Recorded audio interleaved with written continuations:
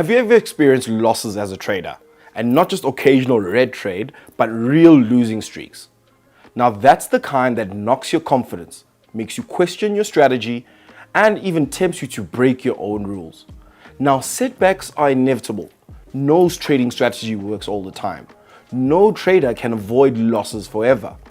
But now, what separates a very good trader from the rest? These aren't just losses themselves, it's how you respond to them.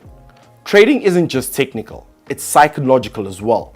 And during a losing streak, your mindset either becomes your strongest asset or your biggest weakness. Firstly, it's important to normalize this. Losses are a part of trading. Even experienced traders go through drawdowns, and even solid strategies can have periods where performance dips. After a few losses, many traders start hesitating on good setups, forcing trades to try and recover, or drifting away from their trading plan altogether. Now, that doesn't usually happen because the strategy failed. It happens because discipline starts to slip away under pressure. And that's where the real danger lies.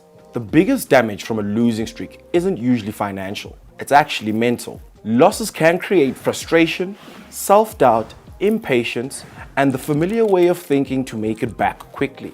Now, this is when position sizes usually creep up, marginal setup starts to look appealing, and overtrading becomes more common. What might have been controlled drawdown quickly becomes a snowball. Rebuilding after setbacks always starts with the mindset. Now, the first step is acceptance. Accepting losses happen, drawdowns happen, and setbacks happen doesn't define you as a trader. Then it's about shifting the perspective on what exactly sets the mindset of a trader. Individual trades don't matter nearly as much as the execution quality of that trade. Instead of judging short-term results, ask better questions for yourself. Were my rules followed?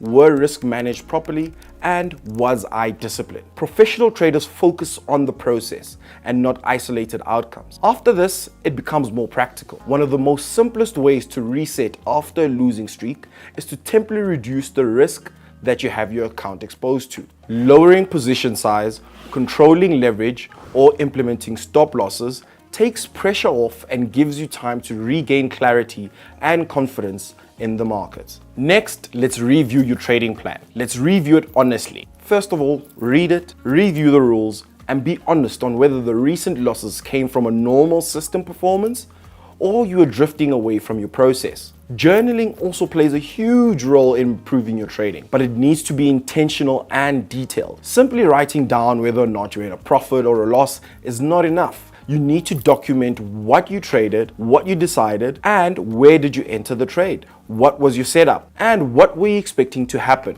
Just as importantly, write down how you felt during those trades. Emotions influence trading, and this happens more often than regular traders actually realize. And journaling helps you catch that. Now, you should record whether or not you actually followed your trading plan and your risk management rules. Did you respect your stop loss? Did you move it out of fear? Or did you over-leverage your revenge trade after a loss? Over time, journaling allows you to spot patterns in your behavior and your performance. You might notice that you perform better during certain market conditions, and that you tend to lose money when you trade out of boredom or frustration. Now, when you document honestly and consistently, these patterns become very clear, very quickly. Now, most traders skip journaling because it takes too much effort and forces them to confront their own mistake. But disciplined and consistent profitable traders always take their journaling as part of their strategy. Not an optional extra, but journaling becomes a roadmap showing you exactly on how to improve and what to keep on doing. It helps you simplify what you're trading and make sure that you only have the highest quality setups and remove anything experimental from now on. Now listen, the fewer trades you have and the clearer criteria and the tighter rules, this isn't about finding something new. It's about returning to what you already have. Another way is reviewing your best trades, not just your losing ones. Go back through your screenshots or your journal entries and look at the periods where you traded well, regardless of profit. Now pay attention to your patience, your risk management, and most importantly, your discipline.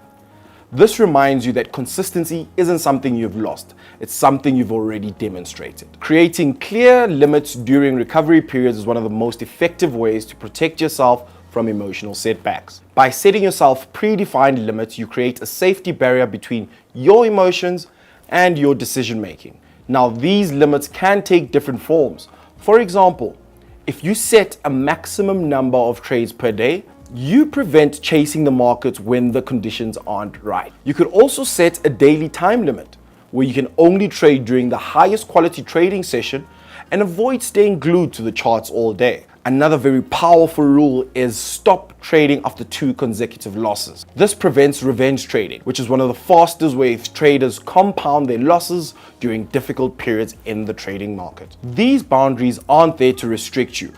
They're there to protect your capital, your confidence, and most importantly, your long-term consistency. Professional traders often focus more on controlling risk and behavior, rather than chasing profits, especially when recovering from drawdowns. Separating analysis from execution is another strategy that can significantly improve your discipline. Instead of making decisions in the heat of the moment while watching live price movements, complete your market preparation away from the pressure of active charts. Mark your key levels, outline your potential trade scenarios, and then decide in advance on what conditions must be met before you enter a trade. When the market opens or price approaches your level, your job shifts from analyzing to simply executing your trading plan. This reduces impulsive entries, it prevents emotional overthinking, and keeps your decision making more structured. If a trade doesn't meet your predefined criteria, you don't take it. No matter how good it looks in the moment, by combining clear limits with your structured preparation, you create a trading environment that supports your rational decisions. And finally, don't underestimate routine outside of trading. Keep your sleep consistent. Stay away from screens after trading hours and make sure you move in your body. A stressed trader makes an emotional decision. A grounded trader sticks to their process.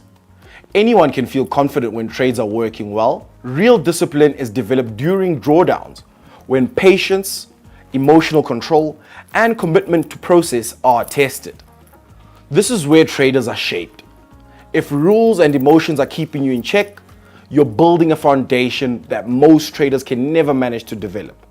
So if you're on a losing streak right now, take a breath. It doesn't mean you failed. It means you're experiencing a normal part of trading.